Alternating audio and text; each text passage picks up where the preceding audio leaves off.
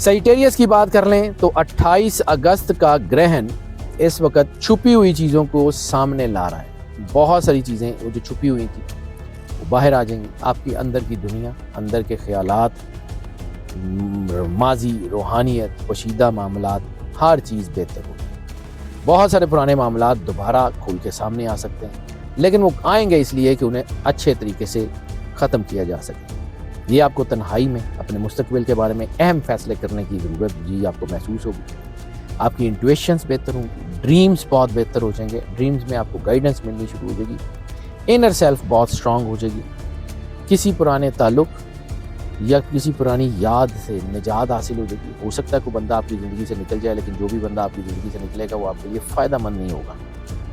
غیر ضروری لوگوں کا بوجھ، غیر ضروری لوگوں کے تعلقات، غیر ضروری لوگوں کی یادیں آپ کے دل سے ہٹتی ہوئی نظر آ رہی ہیں، اور یہ جو ذہنی بوجھ ہے یہ کم ہوتا ہوا نظر آ رہا ہے. روحانی سرگرمیوں میں بہت اضافہ ہوگا، ذہنی سکون حاصل ہوگا. بیرون ملک یا مستقبل کے کسی بڑے منصوبے کے لیے خاموشی سے تیاری جو ہے وہ کریں اور آگے بڑھتے جائیں. اس وقت جو ہے نا یہ گرہن آپ کے اندر ایک سکون لے کے آئے گا، کیونکہ ہر چیز کا جواب شور میں نہیں ملتا. بہت سے جواب خاموشی میں ملتے ہیں. اللہ کی آواز ہمیشہ روح کے سناٹوں میں سنائی دیتی ہے، اور اس وقت آپ کے سناٹوں میں سے انٹویشن، وجدان اور اللہ کی آواز آپ کو سنائی دے گی.